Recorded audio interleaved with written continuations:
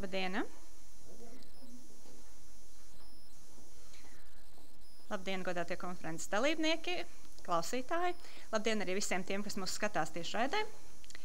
Man ir tas prieks un gods jums šodien piedāvāt šo konferenci par kara ietekmi uz sabiedrību, par to, kā karš parastajam cilvēkam, ko tas nozīmē. Un konferences atklāšanai, kā pirmo, es vēlētos uz uzrunu aicināt Latvijas Universitātes prorektoru sociālo un humanitāro zinātņu jomā Innu Druvietu, lūdzu.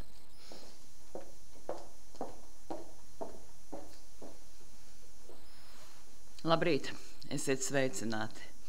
Man tik tiešām ir patiesas prieks būt šeit, jo šī gada pirmā konference humanitārajās un sociālajās zinātnēs, kur mēs citu redzam vaigā. Pārmaiņu laiks, protams, ir ieviests korekcijas arī mūsu zinātniskajā darbā un tā rezultātu prezentācijā. Iespējams, ka citos apstākļos šī konference būtu daudz plašāk apmeklēta. Kaut arī, kā jūs zināt, mēs esam izmantojuši mūsu tiešsaistes iespējas. Mēs visi esam kļuvuši daudz gudrāki, iemācījušies izmantot plašās kibertelpas piedāvātās iespējas mūsu rezultātu izplatīšanās sabiedrībā, un varbūt galu galā iznākums nemaz nebūs tik slikts. Mēs būsim iemācījušies runāt gan profesionāļu auditorijai, gan arī plašākai sabiedrībai, un turklāt izmantot visus iespējamos kanālus, lai par mūsu pētījumiem uzzinātu ik viens, lai Latvijā un arī ārpus tās robežām izskanētu Latvijas universitātes un tās pētnieku vārds, lai mūsu darbus citētu, lai mūsu izdotie zinātniskie žurnāli tiktu iekļauti respektablās datubāzēs un lai līdz ar to mūsu pētīt prieks kļūtu vēl lielāks. Šajā konferencē ir izvēlēts brīnišķīgs nosaukums – Cilvēks un karš. Nevis valsts vai valstisks veidojums un karš, pat ne sabiedrība un karš, bet tieši cilvēks. Un daudzos referātos mēs redzam, ka ir apvienojies vēsturnieka šķietami bezkaislīgais skats uz notikumiem ar Latvijas patriota iedziļināšanos vēsturiskās norisēs. Jā, šis tā sauktais posttraumatiskā stresa sindroms jau ir raksturīgs ne tikai atsevišķiem cilvēkiem un ģimenei, bet iespējams kopumā arī visai mūsu tautai. Jo tas, ko mēs mēdzam saukt par neatkarības karu, vienlaikus ir arī Pirmais pasaules karš, lielais karš, un katras ģimenes atmiņās tas ir atstājis savas pēdas. Tieši tāpat kā Otrā pasaules kara laikā latvieši ir bijuši pārstāvēti vairākās barikāžu pusēs. Tieši tāpat kā karā, kur atceras vēl daudzi mūsu līdzgaitnieki, ir nācies pārdzīvot gan valstiskas, gan personiskas traģēdijas. Un mūsu dienās par šiem faktiem mēs vairs nerunājam tikai bezkaislīgi. Jā, viena nāve ir traģēdija, daudzas nāves ir statistika, bet mums ir jāmēģina izprast tieši to, kas vieno šos jēdzienus. Aiz katra skaitļa, aiz katra fakta, aiz katra parakstīta protokola stāv cilvēki, un to ietekme uz atsevišķu personību, ģimeņu, sabiedrības slāņu, visu mūsu dzīvēm iespējams pilnībā nav apzināti vēl tagad un nebūs ilgi. Iespējams, ka šis gadsimts tomēr nav pietiekami ilgs laiks, un daudz plašāk kontekstu norises mums atklāsies tikai pēc tam. Man tiešām ir liels gandarījums par to, kā Latvijas Universitātes humanitāro zinātņu pārstāvji spēja ar pašcieņu pārliecināt sabiedrību par savu darbu nepieciešamību. Jā, pagaidām tas vēl nav rezultējies pietiekamā atlīdzībā par mūsu veikto darbu un arī pietiekamā cieņā un prestižā sabiedrībā, bet, manuprāt, mēs uz to virzāmies. To rāda gan norises mūsu universitātes 100-gades laikā, kad ik viens no mums centās parādīt to labāko, ko šajos gados esam sasnieguši. Un šāda iespēja mums būs arī turpmāk. Iespējams, ka jūs vēl nav sasniegusi ziņa, ka šī jau 2 reizes atliktā humanitāro zinātņu ekspertu vizīte beidzot notiks. Datums ir 9. līdz 13. novembris.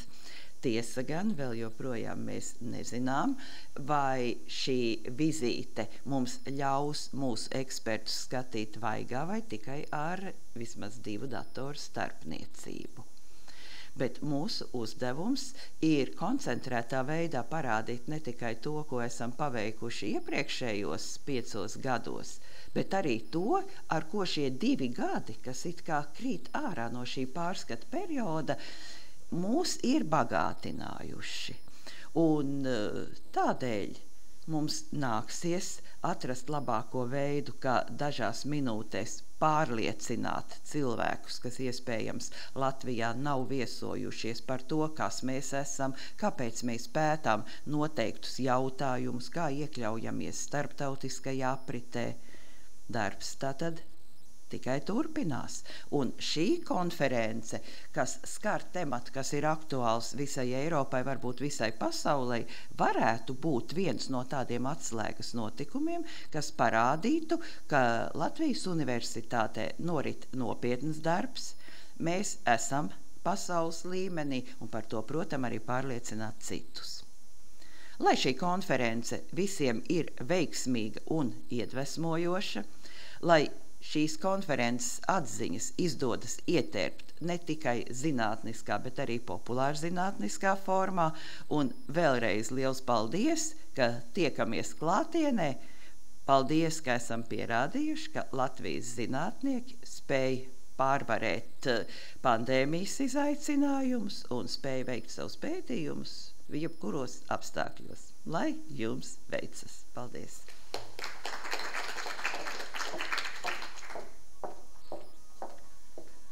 Liels paldies Druvietes kundzei par uzrunu un par atzinīgiem vārdiem mūsu virzienā.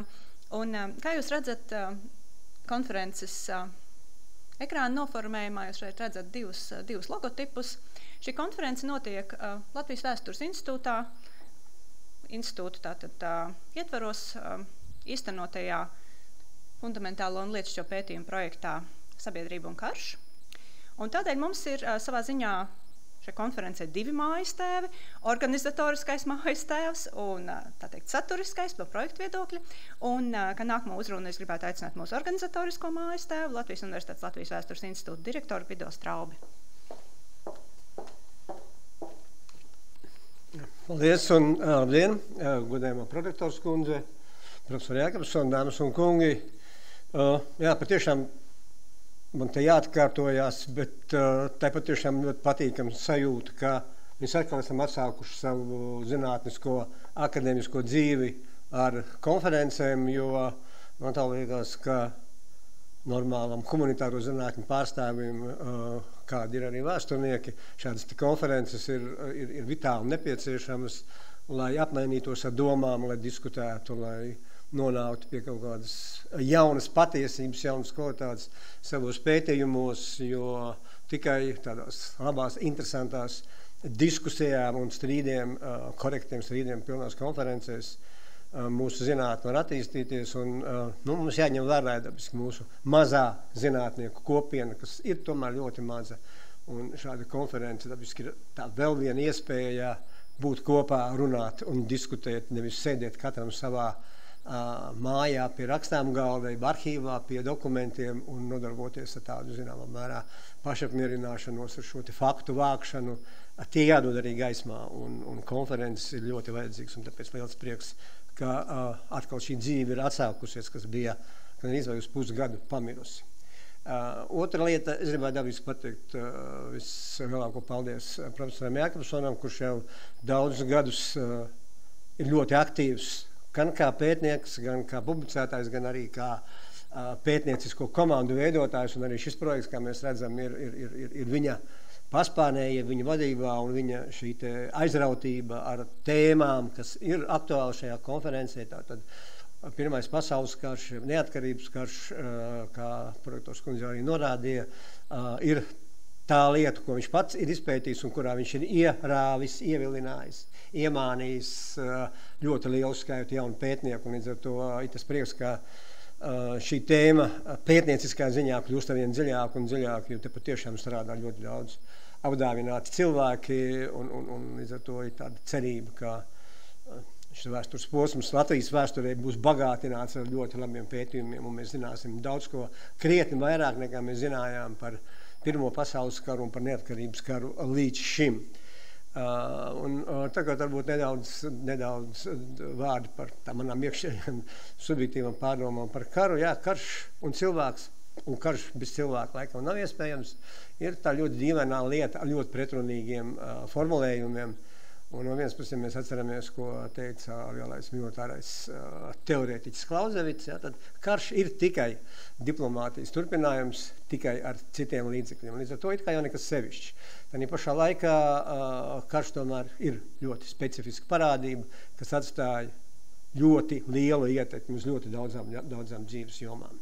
Un ir ļoti dažādi vērtējumi no krasi negatīviem par to, kas ir karš un cik tas ir noderīgs cilvēcei, līdz patiešām pozitīviem. Ja mēs tā gribam kaut ko ātri paķert no šīm pozitīvajiem skatījumiem uz karu, tad bieži saka, jā, karš ir tas, kas nomaina cilvēku domāšanu.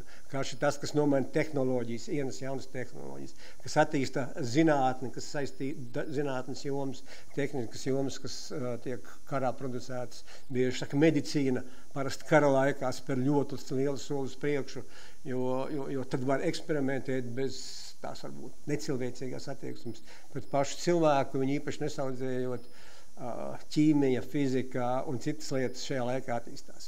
Tādā pašā laikā daudz saka, jā, karš tā ir necilvēcība, tā ir nežēlistība, tas ir dzīvnieciski, un šajā gadījumā mēs varam ļoti labi atcerēties vienu no tiem lielākajiem pasaules apgaismotājiem, kas, paldies Dievam, bijis arī šeit Latvijā, Rīgā, Vidzemē, Herderu, kurš ir teicis, ka karš, ja tas nav aizsardzības karš pret kādu sliktu ļaunu uzbrucēju, tad faktiski tas ir tāds dzīvniecisko emociju uzvirdums, kurā cieši ne tikai tie, kuriem uzbrūk, bet arī tie, kas uzbrūk. Līdz ar to šeit šis necilvēcīgais aspekts ir ļoti aktuāls. Tāpat mēs zinām, ka karš, tas ir ļoti dārgs pasākums.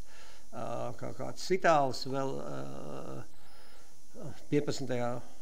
gadsimta un 16. gadsimta sākumā teica, ka viņam uzdeva jautājumu, kas ir karš. Viņš teica, karš ir tikai 3 lietas. Nauda, nauda un vēlreiz nauda. Līdz ar to, un arī būs kāds referāts, kas saistīts ar naudu un Pirmo pasaules karu, ja es nemaldos. Līdz ar to tie vērtējumi ir visdažādākie, un es ceru, ka šajās 2 dienās konferences referātos un diskusijās referāta laikā un pēc tam dabiski mēs nonāksim pie jaunām atziņām par to, kā uz karu un kas tam apkārt ir, mēs varam skatīties šodien. Turklāt, tā tematika ļoti plaša un ļoti dažāda. Turklāt, ir tā ļoti specifiskā lieta, jo, ja mēs runājam par pasaules karu, tā ir viena lieta, bet šis neatkarības karš dabiski priekš Latvijas valstiskuma lietas ir kaut kas ļoti, ļoti īpašs. Un šajā ziņā varbūt man tas aicinājums noslēgumā ir atrast to skaidrību, ko izteicis vēl viens apgaismotājs, kas Latvijā ir bijis Zeume, kurš ir pat propagandējis to, ka dzimbūšana slikta lieta un to vajadzētu atcelt, un par to ir pārliecinājis savu mužnieku, pie kura viņš strādāja par mājskolotāju. Viņš teica, runājot par Vāciju, viņš teica, ka Vācijai ir, Vācu zemes ir veikušas 3 muļķības priekš nācijas. Pirmā muļķība bija 30 gadu karš, pēc tam tur vēl kaut kāda. Ja. Es ceru, ka attiecībā uz šo Pirmo pasaules karu un neatkarības karu par muļķību mēs tomēr laikam vēl nevarētu runāt. Bet varbūt jums būs kāda cita viedokļa. Līdz ar to noslēgumā es gribu novēlēt ļoti labus un izcilus referātus, interesantas diskusijas, un lai tas, ko jūs esat atklājuši, sameklējuši, arī drīzākā laikā parādītos publikācijās, un kā prorektors kundze norādīja, publikācijās, kas tiek respektētas, lasītas arī starptautiski, un kur var redzēt arī citi to mūsu, patiešām, es domāju, augsto līmeni vēstures zinātnē. Paldies un lai veicās!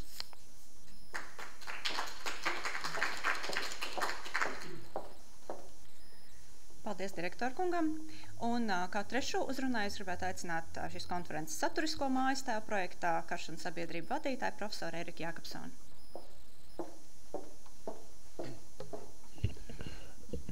Cienījumā prorektors kundze, direktoru kungs, man grūti uzrunāt par direktoru kungu, man draugu vidu, bet tāds ir jādara. Man patiešām šobrīd nav tik viegli runāt, kaut arī kā mēs esam pieraduši runāt, jo tas, ko prorektors kundze teica, tiešām tā ir. Man ir milzīgs gandarījums, ka šodien notiek šī konferences klātienē. Mēs baidījāmies, kā tas būs, bet viņi notiek klātienē, un mums ir arī ārzemju viesis klātienē, mans draugs atvainojas, Andrejā Grifante, kurš tomēr ieradās, neskatoties uz visiem šķēršļiem. Un šeit pievienojoties tam, ko Straubas kungs jau teica, par to, ka vēsture neapšaubāmi ir būtiska, svarīga, ko mēs visi zinām, bet es gribētu vēl pievienot to, ka šī te svarīgā būtiskā joma mūsu valstī ir ārkārtīgi neizpētīta, pateicoties ilgajam pusgadsimtu garajam periodam, kad mēs pētīt normālu vēsturi, sevišķi šo periodu nevarējām. 90. gadu sākumā, kad mēs beidzot sākam spēt pētīt objektīvu, mēs pieņēmām, ka viss ir izpētīts, ņemot vērā vēl finansiālo stāvokli un tā tālāk. Patiesībā mēs šobrīd esam bērnu autiņos.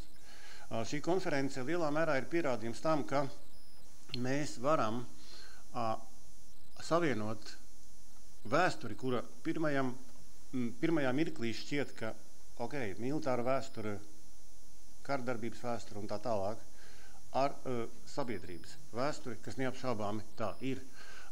Mēs neko īsti nezinām par to, par desmitiem un simtām jomu, kuras ir būtiskas, lai izprastu arī mūsdienas kā tādas. Mēs neko nezinām par mūsu kaimiņiem, tādā pašā periodā. Mēs nezinām savu vēsturi ne horizontāli, ne vertikāli, ne laikā, ne telpā. Pienācīgi, ja mēs nesaprotam visas šīs likuma sakarības. Un šī viena likuma sakarība, kā Pirmais pasaules karš, kurš izmaina pilnīgi visu. Viņš ir revolūcija. Ne jau tikai militārajā darbībā, bet arī sabiedrībā. Viņš maina visu. Viņš maina politisko karti un viņš maina ēdienu karti. Arī no līdz. Un vēl simtiem problēmu starp šiem te diviem nosacītiem robežu punktiem. Un šī mūsu konference, protams, ir sastāvdaļa projektā, kurā piedalās lielākā daļa no referentiem, kurš, es ticu, ka pārliecinās arī to sabiedrības daļu, kura varbūt uzskata, ka arī starp vēsturniekiem tāda ir, ka viss ir izpētīts, piemēram, neatkarības karā, ka tas tā nebūtu nav. Un tikai saprotot šo te neizpētītības līmeni un to, ko mēs varam izprast par šo te ļoti sarežģīto laiku posmu, kurš nav tikai militārs process. Tas ir arī sociāls, sabiedrisks un tā tālāk process, kas ir ārkārtīgi būtisks mūsu zemes un tautas un nācijas un visu apkārtējo nāciju vēsturē. Tātad būtībā es gribu pateikties pirmkārt projektu dalībniekiem, tiem, kas piedalās, mūsu vadībai, kas šeit piedalās šajā atklāšanā, mūsu patiesībā pagodinot, jo patiešām pandēmijas laiks joprojām nav beidzies, un man ir gandarījums šeit visus sveikt, un es ļoti ceru, ka rīt pēcpusdienā mēs patiešām es pat ticu tam, ka mēs iziesim no šejienes ar milzīgu gandarījumu sajūtu, un pēc tam būs arī publikācija šī gada beigās projekta raksti, pētījumi tiks izdoti atsevišķā sējumā, viņi šobrīd jau tiek uzsākti gatavot. Tur būs pat daudz vairāk informācijas sīkāk, nekā varbūt mēs spējam šodien ietvert referātos. Vēlreiz paldies visiem un novēlu visiem ražīgu un interesantu 2 dienas, pēc kurām mēs visi esam ārkārtīgi izslāpuši, pēc diskusijām, klausīšanās, jautājumiem. Šī ir patiešām arī man, liekas, 2. konferences šogad tikai. Respektīvi, tas ir kaut kas neticams, ka tik reti mēs esam konferencēs, ja? Bet patiešām paldies visiem par šo te klātbūtni un zināmo drosmi, gatavību diskutēt, klausīties un analizēt patiesībā un novērtēt mūsu nozīmi sabiedrībā, sabiedrības nozīmi, sabiedrības vēstures nozīmi mūsu šodien arī vēsturē. Paldies visiem un novēlu veiksmīgu, sekmīgu darbu. Cik es saprotu, tagad patiesībā mums ir 8 minūtes jāgaida. Paldies! Paldies! Nākamais mūsu programmā ir lekcija, kuru lasīs Jagellonņa universitātes profesors Tomašs Pudlocki no Polijas. Diemžēl, neskatoties to, ka šeit mēs varējām sanākt klātienē no Polijas, atbraukt šodien uz Rīgu, diemžēl nebija iespējams, tādēļ lekcija būs online. Tāpēc mums ir tiešām, tā kā profesors teica, 8 minūtes neliels tehnisks starpbrīdītis. Tieši 12. mēs varēsim pieslēgties, cerams, varēsim pieslēgties Polijai un dzirdēt šo lekciju online ekrānā un arī tātad video tiešraidē, protams. Tā kā dažas minūtes burtiski tehniska pauze.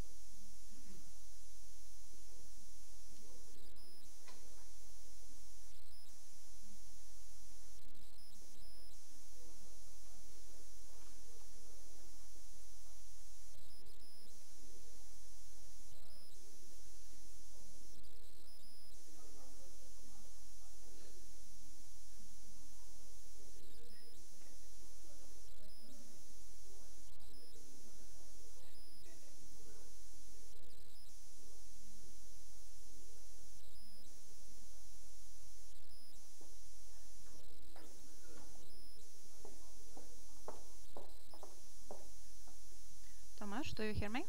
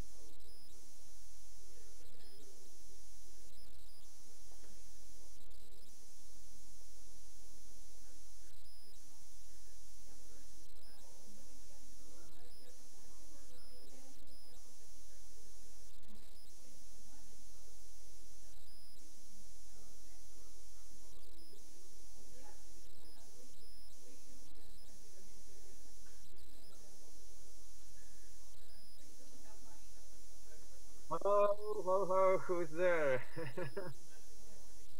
Yes, I'm trying. Okay. Tomasz, tell us something. Hello, Eric. How are you today?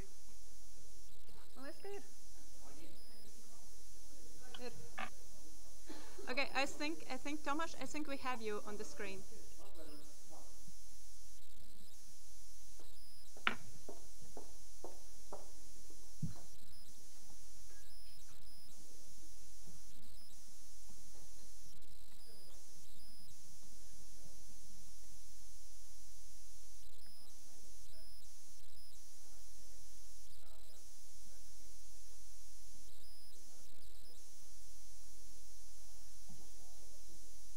Okay, once again, I'm trying. Can you hear me? I think I can hear myself outside. Technology, yeah. We are so advanced and still there are always some issues. Yep, is it okay right now? Yep, I can see myself. Yeah, so maybe I will introduce myself. I will say something about myself and then I will switch into the PowerPoint. Yep, I can see it's possible right now.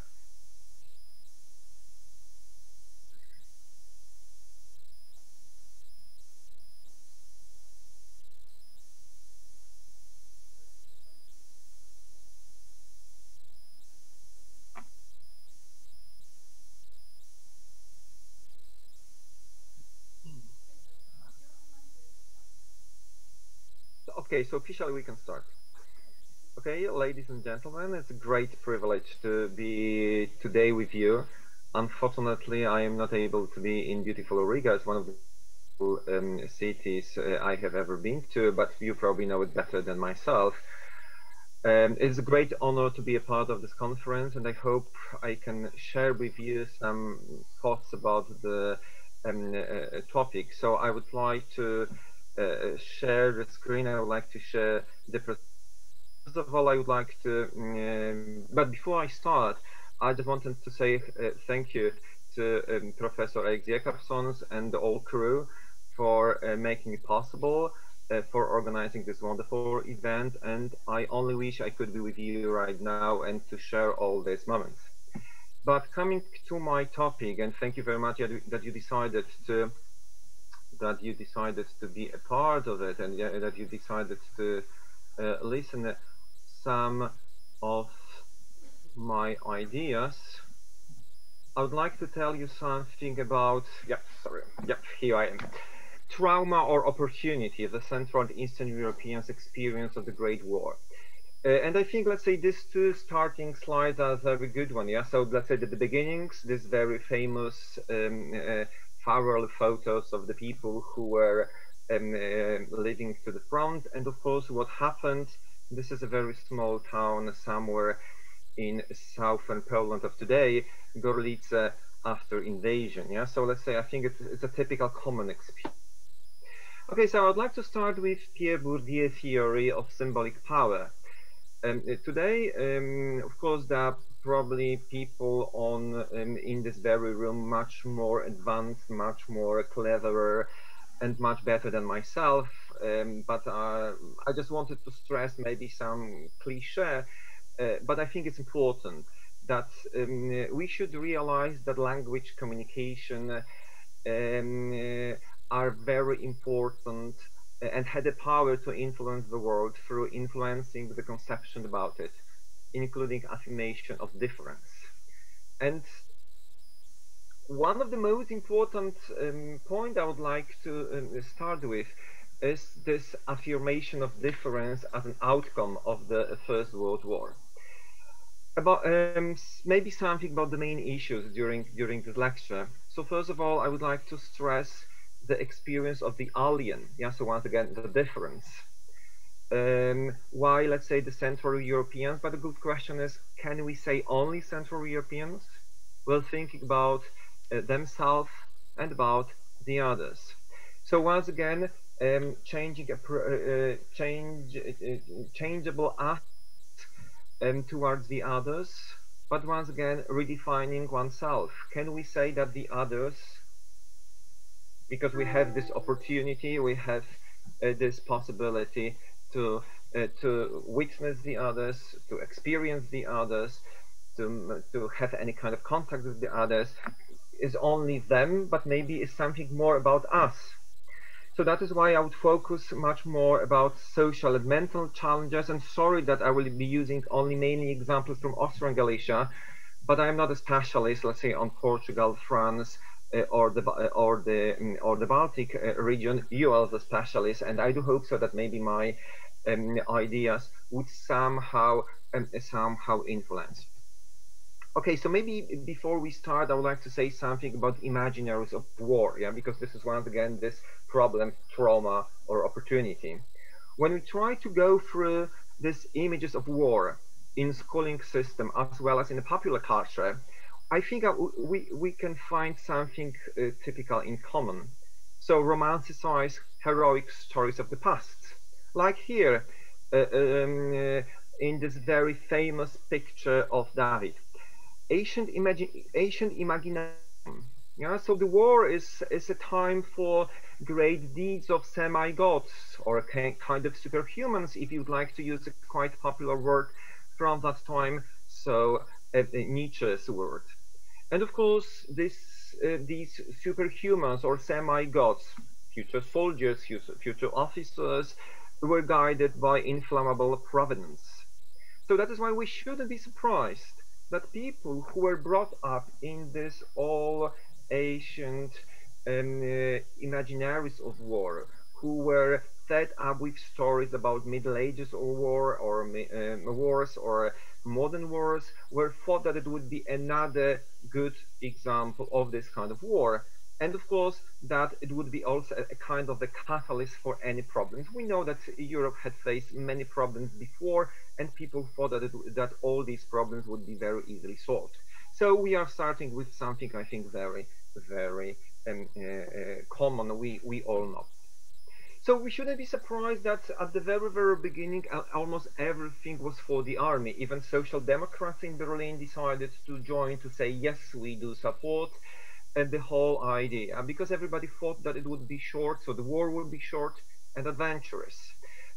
Wonderful topic about women's help for the army, supplying lots of goods, and of course these farewell photos.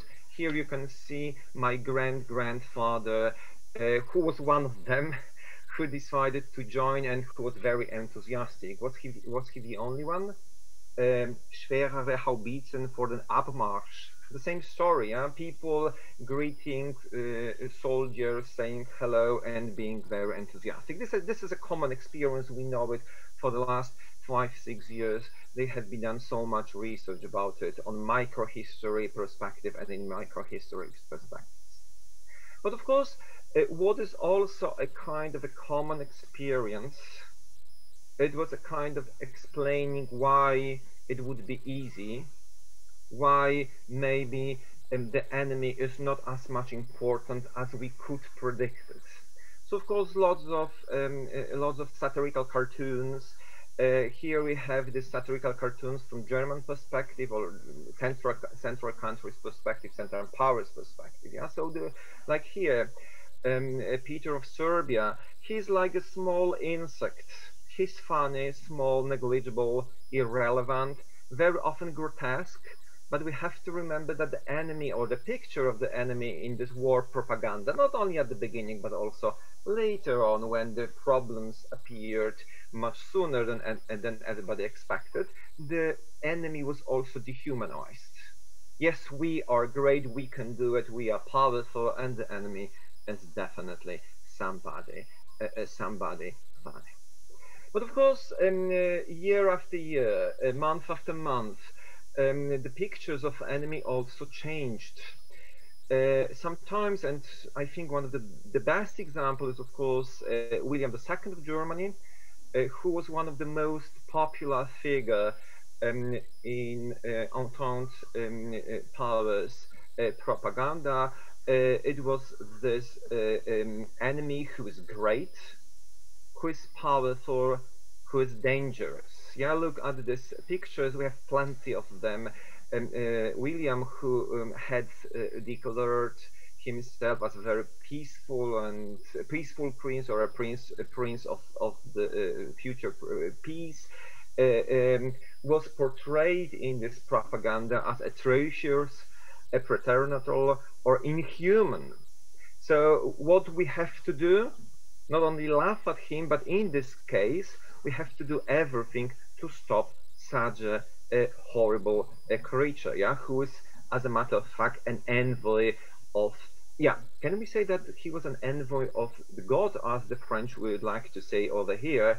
Probably it was a very strange envoy, and we know that William II was so strongly connected with this power which was given by the god. So that is why all these images, yeah, so once again, images which were very new, because before the war it was maybe, even if we may say that the monarchs were presented in propaganda, but very often they were presented in a very favorable way. And even if they were enemies, they were not presented on such a scale as dehumanized or inhuman creatures.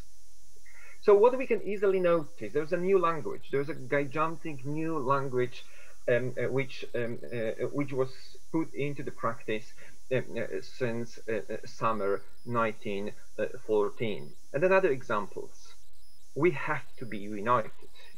This is our time, sorry. So what do we also have in propaganda? Stressing brotherhood and sacrifice for the motherland. Beliefs in the wisdom of leaders. Yeah, one is older, one is younger, both are powerful. We know that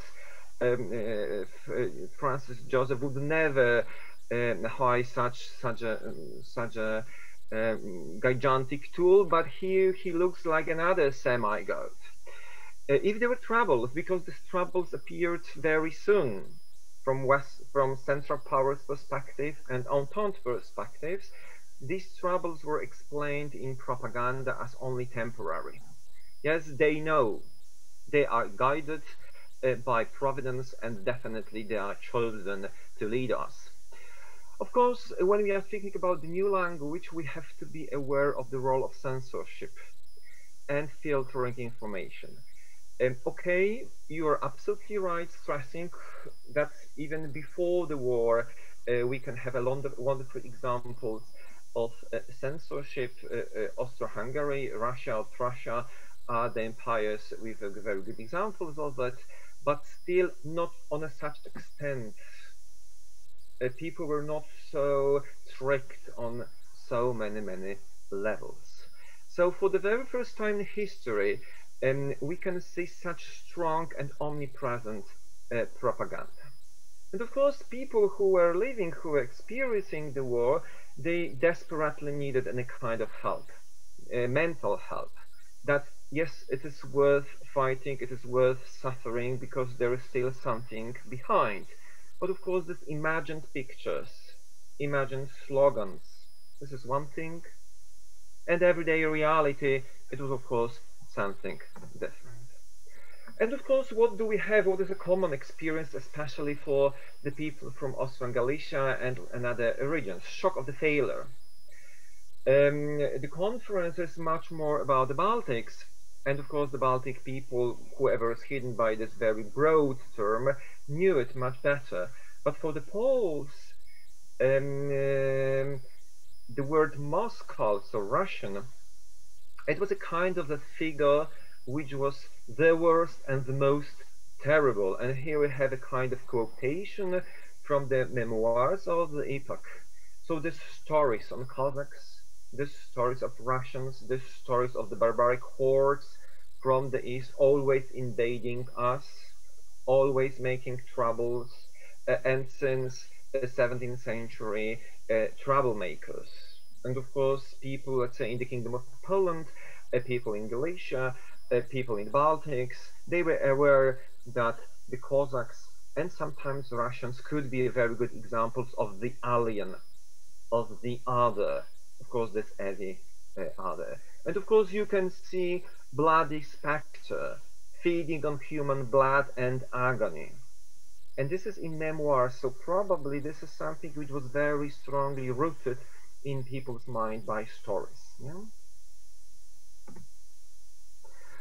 Of course, stories were stories told by fathers and grandfathers who somehow experienced uprising, experienced persecutions. This is one thing. But another thing was also stories from unimaginable front. For majority of the people, this kind of realities of war were behind any imagination. The soldiers, even if they could have written anything to their relatives, and we know that lots of stuff was censored. Of course, not everything, because it was just impossible to do it, but still letters, it was one thing, imagination, it was second thing, and of course realities in the trenches, it was something more. What was also a kind of a disappointment, especially in winter 1914-1915, that the war was not so quick and adventurous. It was much longer, and our boys had to suffer probably much longer. Another quotation from memoirs, a lady was talking about her father, who was on the Russian front. I cannot say that the Russian front was the most horrible, but at least in the family story it was.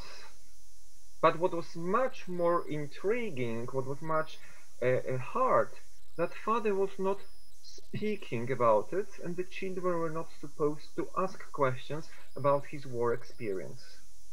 So what was going on? It was a kind of a trauma, a common trauma, that something was in the past of late soldiers who came back home 1918, 1920, 1921, and they were afraid, they were ashamed to speak about it. That is why I do like very much this pictures of Sascha Schneider, a German artist, who in his pictures was portraying sometimes war, sometimes imaginaries of war, sometimes imaginaries of people's or the human mind. What is definitely a common experience, that war also transferred in people's mind. It was not short and adventurous, it was not romanticized anymore since winter 1914-15, but it became cold and anonymous. And it was a gigantic problem how to combine people, how to make them believe that it is still important to fight and to make sacrifices. So that is why this whole ideas of military cemeteries. Of course, we know that it was not Central Powers ideas. It is much from the Balkans, from Serbia, but the whole idea was just to show that our new guys, our new boys, who are like semi-gods fighting with this evil, are not left alone, are not left anonymous, buried somewhere without any kind of help. And this contradiction called anonymous war, and the country which is responsible for these boys, for the future generations, made authorities to show that they care. That is why so many military cemeteries from that time, not only in Austrian Galicia, not only in Central Europe, but in many other places all over the world. A kind of cemetery, but on the other hand, it was also a kind of a practical way for those who were partially unemployed to once again to come back to the game. I mentioned Sascha Schneider, who was a wonderful but intriguing artist before the war. Josef Wilk and many other sculptors were hired to make these war cemeteries or military cemeteries even better and better as a real symbols of the state's care somewhere in a very even far away province. Because very often, let's say, the cemeteries were founded in the former battlefields or very close by to these battlefields. Very often these names were anonymous for the people very far away from the centers.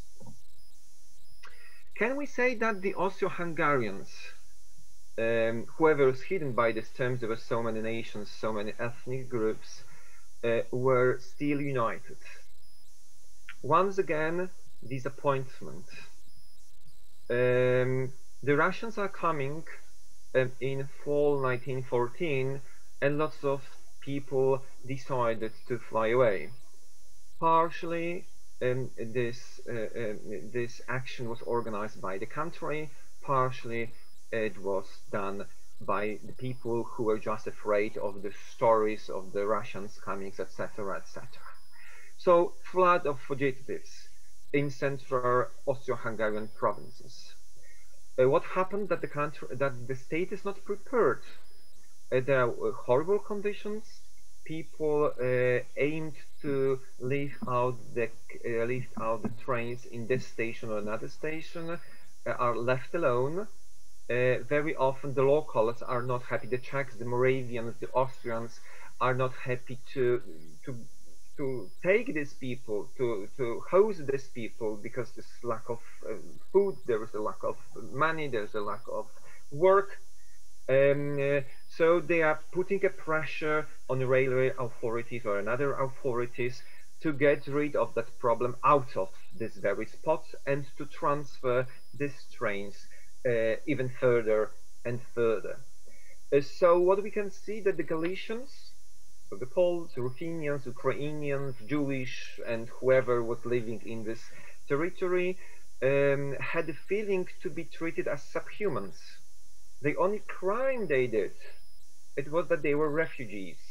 They were the subjects of the same country. They were told that they were equal, but probably they weren't. And of course, we know the stories about these infamous internment camps. For the last couple of years, the research was done even much more than it used to be. And of course, Thalerhof is one of the best examples for this camps, and it's still one of the most important point of memory or place of memory using Noha statement. But of course, it's one of many located in so many different parts of Austria-Hungary, because the same story was also in Hungary.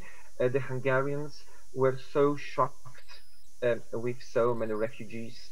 Very often they perceived the people from the north as much lower in the civilization, and that is why they didn't want to have them, because they were afraid of spreading diseases and any kind of other problems. Yeah, so we and them.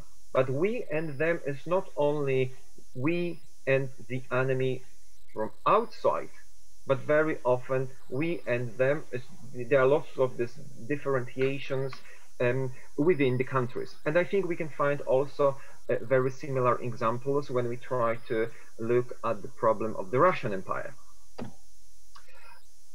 Just one example, very brief. It was a train of the Galicians, once again traveling from one place to another. Finally they ended up in Slovenia, and they were separated by ethnicity. So the Poles ended up in Reichenburg, which is a very small cozy village even today. The Jews were located somewhere else, and the Ukrainians and Ruthenians were located somewhere else. The people were shocked by the very long journey. They have no idea about the new place. But what is more, the same story as I just said. the inhabitants were not prepared to host so many foreigners. And let's say, like in Reichenborg, it was a gigantic problem because the number of the newcomers was greater than the numbers of the locals.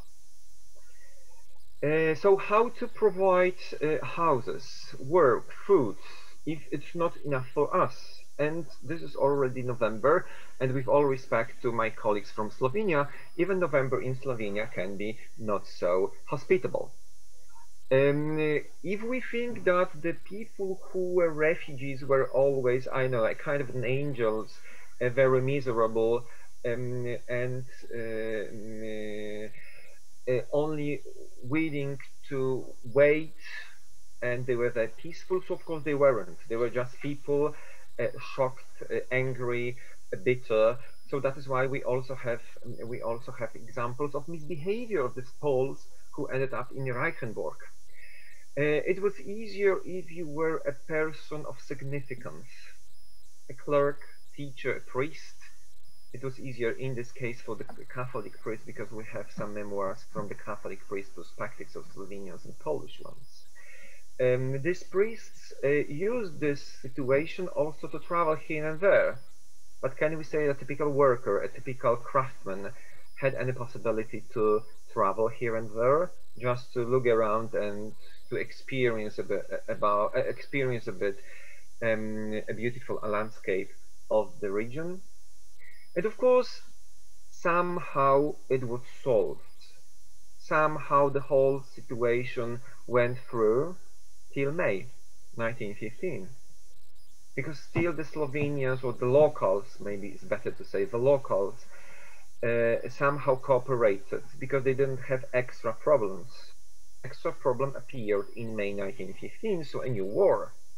And of course, the warfare between Italy and Austro-Hungary. And of course, it was another problem what to do with this gigantic flood of refugees from Galicia if we are right now locally at war and we need our men, we need our supplies, and we need our food. Of course, what is also quite strange during the war, so this feeling of being alien or alienating the others. And I'm just giving you example of another two Galician women. Two single women on the way to neutral Switzerland. One of them was sick. She got every possible permission to go to Switzerland. All the papers were okay. They had nothing to do with any kind of military stuff. They were just trying to get out of Galicia to Switzerland, of course by train. But what happened? That it was not so easy to travel at all. The women were cheated. They had to bribe the railway officials. The documents were checked so many times that they were shocked. We suffered so much being under Russian occupation. We were freed. Now we are just traveling, and still we are treated as subhumans. Lots of extraordinary stops, and when they finally, after a couple of weeks, ended up in Switzerland, they thought that they're like in a heaven. That the land of freedom is possible, but definitely this is not their home country, so Austro-Hungary. Can we say that being an alien, being a refugee, it was only a bad experience? On one hand, yes, definitely it was something new, it was shocking, it was out of the people's mind. Of course, everybody was looking for beloved ones, and it was one of the most important information desperately needed, desperately repeated in any kind of agency. But some examples from the love letter. The young lady, probably from a bit lower classes, is writing to her lover. And this is very nice letter because this is very, how do we know that she is from the lower classes? Because she is very open and she is very straightforward. she's not using convenances which were typical for upper classes in that time. I'm scared of your passion. Will you promise? Of course, will you promise is we know what does it mean, that forget about sex immediately after meeting, because there's so many weeks and months have passed and you have to be good. Will you be good? You know what I mean by this. Yeah, so this is also very nice language. Yeah, so people are longing, people wanted to be together, but on the other hand, she at least pretends to be a girl from a good family. I know that people, especially who ended up in such bigger centers like Vienna, Budapest, Prague, or Graz, decided to take up this opportunity and to visit museums, new places, etc., etc. People were trying to organize themselves, so that is why lots of committees, relief committees for this people or another people, this group or another group, sometimes a kind of umbrella organization, sometimes on a very lower level. But of course, if you are talking about trying to be intimate, trying to overcome with problems, with being lonely, I think we have to find also another letters. I come up with this letter, and at the beginning I was strict because I thought that it is a man writing to a woman. But apparently it wasn't. And if you try to go through this letter, you could be also very surprised with the very intimate and passionate language. Okay, you may say that it was also a kind of a convenance, very strongly rooted in 19th century, that the men writing to each other were much more romanticized with sharing feelings. This is one thing, definitely we know it. But around 1900, with this new approach in mentality, we found the siècle, we can easily notice that this is not only a convenance. Sometimes it can be something different, and that is why it's very hard for us to touch or to experience the trench culture.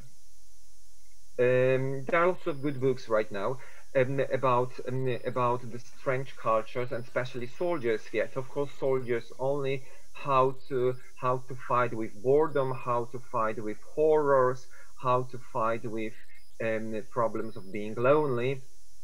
And that is why, if men only, that is why the women's role were played by men, like it was, let's say, in Shakespearean theater. So the authorities knew that the soldiers were traumatic. They were under gigantic trauma.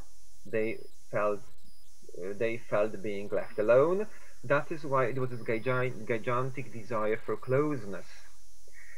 But once again, we have to be very careful what was hidden behind. It is a typical cross-dressing. It's only for play. It's a kind of intimacy. Friendship has a very important part of the men's behaviors, or maybe something more so homosexual behaviors, somehow finally freed. We have to remember that for homosexual men, war was also a kind of opportunity. Being neglected in pre-war society, finally they ended up in men's-only society in a very peculiar way, in a very peculiar one, but still somehow they could have felt a bit better, much more accepted, or how we can how we can call it. Okay, the price was very, very high. We know that this kind of behaviors, so homosexual behaviors, were absolutely not acceptable in the society, but still being left alone and being in a trench away from mental ties helped people somehow to realize themselves. When we have letters from Russia, especially those who were taking prisoners, and were writing letters to their friends, their relatives, to their beloved ones.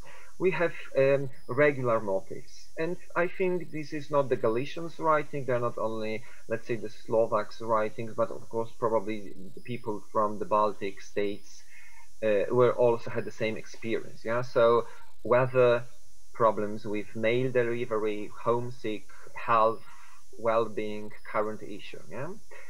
Why? Because of course these letters were censored. But for the last couple of years, we know that it was such a gigantic number of letters and sharing information that the censors were not able to check out everything, and that is why some information were smuggled. This photo is also, I think, very intriguing.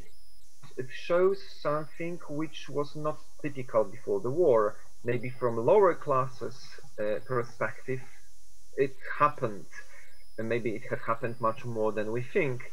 But men and women being together in one room, under maybe not one blanket, because we can see that there are lots of blankets and sheets, but still very close. So a kind of crossing mental borders. Yeah? So war as a possibility to reflect and redefine our roles. Of course, extraordinary situation, not typical, far away from our neighbors' eyes, but definitely we have to fight with our bringing up, we have to fight with our mentality, and we have to adjust. Can we say that it was toward democratization or any kind of democratic behavior? Partially. Okay, my time is almost up. I have to speed up. So, of course, another examples are the people whose members of family were taken and who were left here. We have wonderful set of letters sent by Mr. Złotnicki and his wife. And she stayed with 5 children. She hadn't worked before the war, so that is why she had to redefine her social role to be a family feeder. She came back after 5 years, so it was her responsibility, even if she didn't want to do it. Once again, coming back home, this is also quite problematic. We are coming back.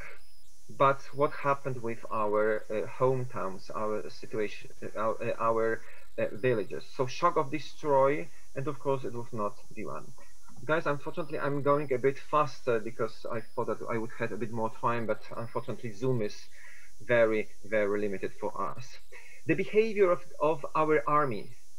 So the Honveds, this is I think very good quotation. So the Honveds behavior, the locals. Lots of nonsense, violence, lots of arresting peasantry and priests. So can we say that the Galicia was a conquer land, which was freed by ours, but on the other hand is not treated the same as the other parts? So what is a common experience? This is a deterioration of the state. The state is not efficient enough. There's a problem with basic supplies. There's replacement of goods instead of original ones. Delays in paying wages. And of course, old politicians failed or passed away, and the new ones didn't make up to the expectation, like Charles I. And of course, because my time is almost over, radicalization. So into the nation states, if we do not have our old symbols like Franz Josef, or the old symbols are not good enough.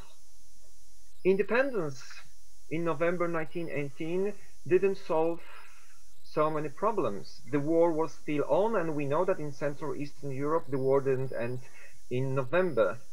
Can we say that the alliance, like let's say this women from Bohemia, could live among Galicians? Lots of anti-Semitic riots. And once again I'm coming back to Sasha Schneider and the condition of men. Roman Dybowski, who was a professor of English philology of Jagiellonian University and who was also a prisoner of war, who spent 7 years in Siberia, when he was finally freed in 1922, he gave a lecture in London, and he said one thing. I had no idea that the First World War had changed the attitude of the European nations to each other so much. But can we say that only nations? I think that is also a kind of redefinition of male and female roles. We can say that there is a new situation for soldiers and civilians, and because they were beyond moral control, they behave a bit differently. So on one hand, they were traumatic, but on the other hand, it was also a kind of opportunity. So that is why I wouldn't say that it's either trauma or opportunity, but it was also a kind of a both situation. So, and trauma and opportunity for many, many people. Thank you very much for this time. I hope I was not stopped by Zoom. Thank you very much.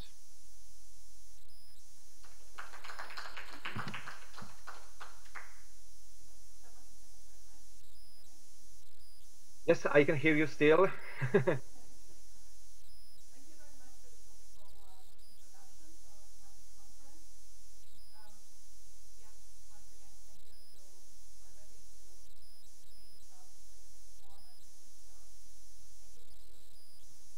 Okay, once again, thank you very much. All the best. Have a good discussions and wonderful panelists. And I only wish I couldn't be with you right now in Riga. Thank you. Bye-bye.